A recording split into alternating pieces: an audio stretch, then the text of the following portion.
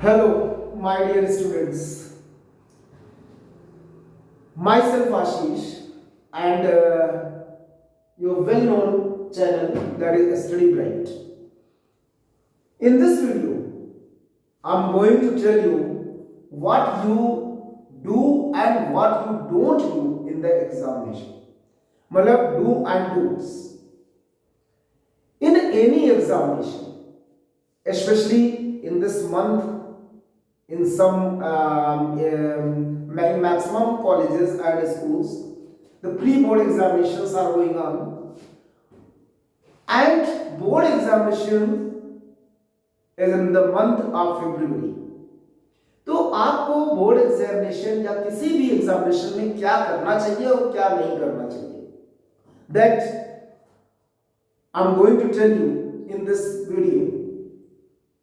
You see this video till the end, you will get very important information about your board examination.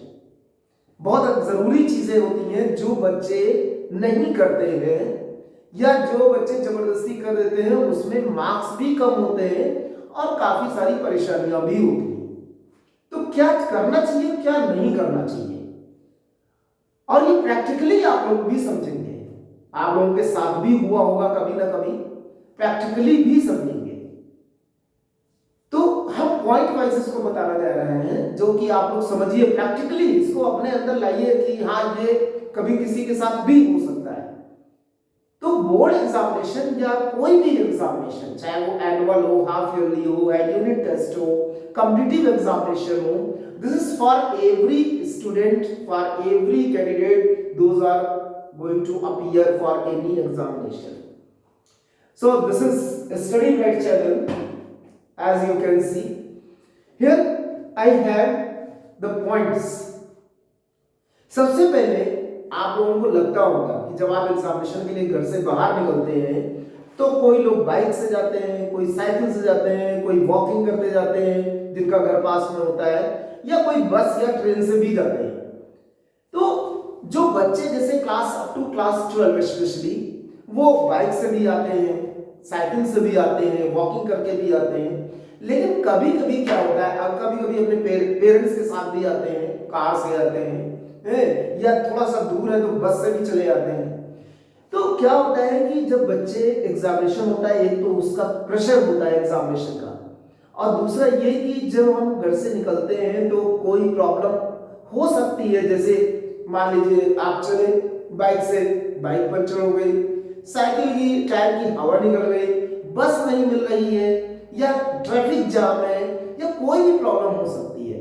तो सबसे पहले आपको ये करना है कि you have to leave your house just well in advance. मतलब कि बहुत पहले छोड़ना है. बहुत पहले का मतलब कि घर से आपको इस तरह से निकलना है कि at least 1 hour before you must reach to the examination centre. आधे घंटे पहले कम से कम जरूर पहुंचे, इतना लेके चले, इतना मार्जिन लेके चले, तो ये प्रेशर आपका थोड़ा कम हो जाएगा. नहीं तो जब मान लीजिए कि आप इन टाइम मतलब बिल्कुल टाइमली पहुंचते हैं कि अगर हमारा 10 बजे से पेपर है और 10 बजे ही पहुंच रहे हैं, तो बहुत समस्याएं होती हैं, बहुत प्रॉब्लम्स होती हैं. एग्जामिनेशन हॉल में जाओ, टीचर्स भी कुछ कहते हैं, इन्विजिलेटर्स है, एग्जामिनर्स है, वो लोग फिर आने में प्रॉब्लम करते हैं. तो इस वजह से थोड़ा पहले आप पहुंचे, half an hour before the examination. Clear? This is the first point. तो ये आपको पहले करना है. सेकेंड पॉइंट, अब एग्जामिनेशन रूम में जब आप पहुंच चुके हैं एग्जाम्स के बाद, तो आपको वहां क्या करना है. सबसे पहले तो होना क्या चाहिए कि you don't discuss about your exam, that is the questions which you are going to appear in the examination. जिस एग्जामिनेशन के लिए आप अपीयर होने जा रहे हैं उनके क्वेश्चंस को कतई डिस्कस ना करें. You must relax. आप रिलैक्स करें. दूसरी चीज, writing pad in any examination is not allowed. Writing pad बिल्कुल अलाउड नहीं है किसी भी एग्जामिनेशन में.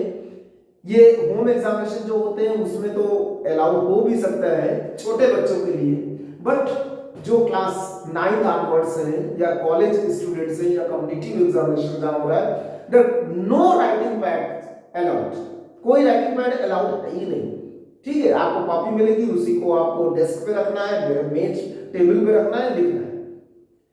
कोई भी टाइप का आप smart watch is also not allowed. Smart watch पहन के नहीं जाएंगे आप, क्योंकि अगर गए तो वो उतरवा लिया जाएगा, पहले रखवा दिया जाएगा। स्मार्ट वॉच किसी भी टाइप का इलेक्ट्रॉनिक डिवाइस नहीं अलाउड है। आप वॉच पहन सकते हैं लेकिन नॉर्मल वॉच।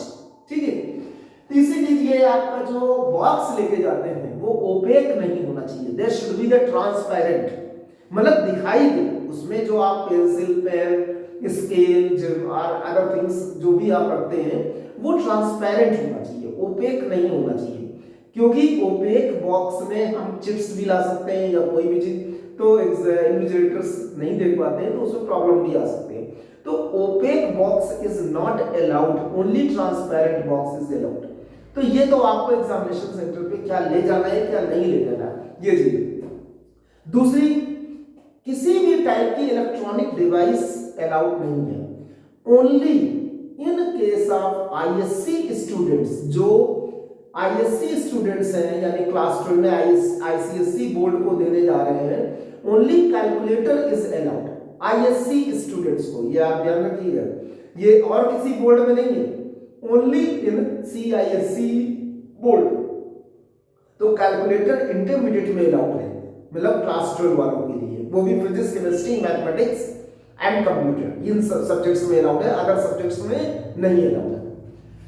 देन अब क्या होता है कि बच्चे कोई कैलकुलेटर लाते हैं, कोई पेन ला रहा है, कोई पेंसिल ला रहा है, कोई नहीं ला रहा है, तो शेयरिंग करते हैं, मतलब कि पेंसिल इधर से उधर दे रहे हैं, कैलकुलेटर इधर से उधर दे रहे हैं, या रबर दे रहा है, शार्पनर दे रहा है, पेन खत्म हो गया, ये सब चीजों से बचना चाहिए।